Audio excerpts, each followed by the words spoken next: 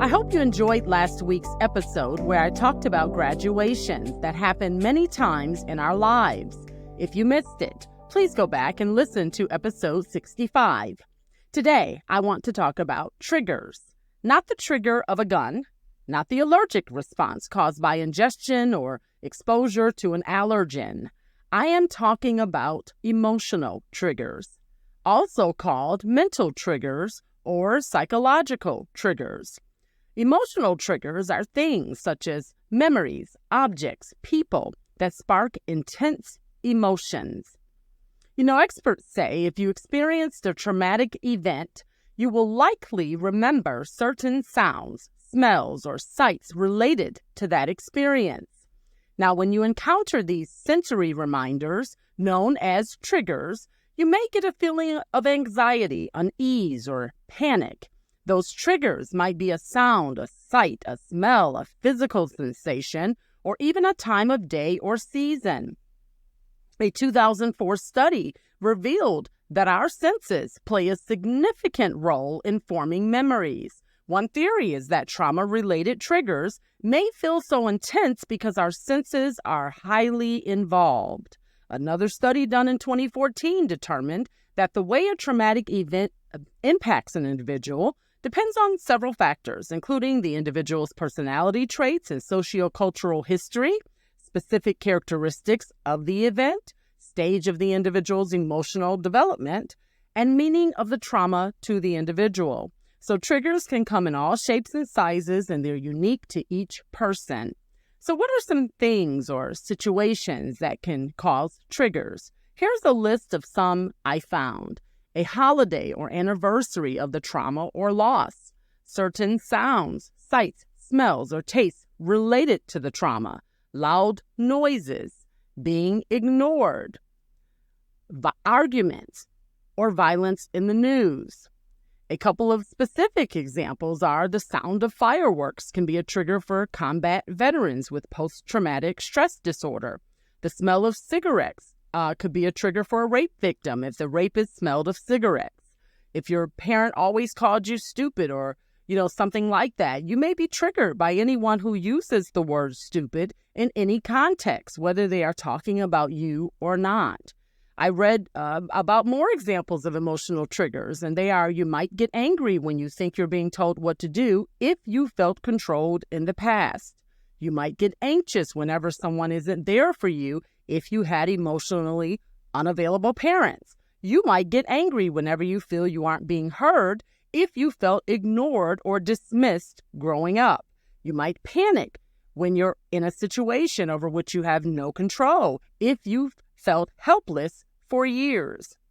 I learned about one of my triggers early in my 26-plus year marriage when I had a heated disagreement with my husband who slightly raised his voice, which is unusual for him, but it did make me feel at that time like he was being abusive because my father, when he physically abused my mother, he would often raise his voice. So that was a trigger for me. A man raising his voice or raising his volume, I learned, is a trigger for me because it took me back to my father abusing my mother. The problem is my husband is nothing like my father and is not an abusive husband like my father was. So I had to learn to differentiate and self-talk so I wouldn't project on my husband something that he wasn't doing and didn't intend.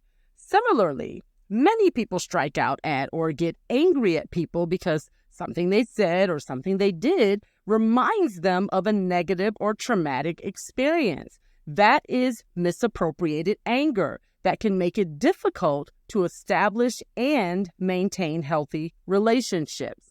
I am sure we all know someone who makes us feel like we're walking on eggshells. You don't know what you said or what you did to make them suddenly unhinge. That person might have an anger management problem, or they might be triggered by something that happened to them. In the case of being triggered, the person lashing out at you is really talking to the person that harmed them or made them feel a certain way. You are just the punching bag. I hope that makes sense. My intention for doing this episode is to increase awareness about personal triggers and to encourage you to examine your life to see if you have any and how you deal with them. It's sometimes easy to see how other people are triggered, but we don't often reflect introspectively to find out what triggers us. So here are some ways we can all examine our lives concerning emotional triggers. Number one, you need to know what your triggers, if any, are. You can research yourself, pay attention to your patterns, your behaviors, and your reactions over a period of time. Or you can ask truth tellers in your life if you react out of context or if you overreact to certain things that don't appear to warrant those reactions. Or you can seek professional help to determine what your triggers might be. It is important, however you do it, to identify your triggers because, as the quote says, your triggers and emotional reactions are reminders of what still needs to be healed. If you are lashing out at people, angered, saddened, or having panic attacks or anxiety due to your triggers, you need to seek professional help to avoid taking your unhealed pain out on other people and for your own emotional well-being. Number two, you need to have a plan of action for when your triggers show up. You may not be able to 100% avoid what triggers you, especially sensory ones like sounds and smells. So you need to figure out what you're going to do when and if you find yourself in those situations. A holistic psychologist says the following about dealing with triggers. To work through emotional triggers, you'll need to practice observing those sensations and breathing through them rather than reacting to them. So deep breathing might work for some people, but if it doesn't, find something that does work.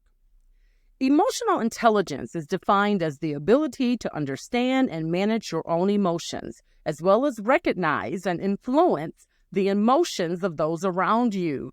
I believe one of the key steps in achieving emotional intelligence is identifying and having a plan of action for any triggers we may have. If you don't control your triggers, they will surely control you and your life, and you'll risk ruining your relationships with misplaced anger, unwarranted aggression, projections, and miscommunication.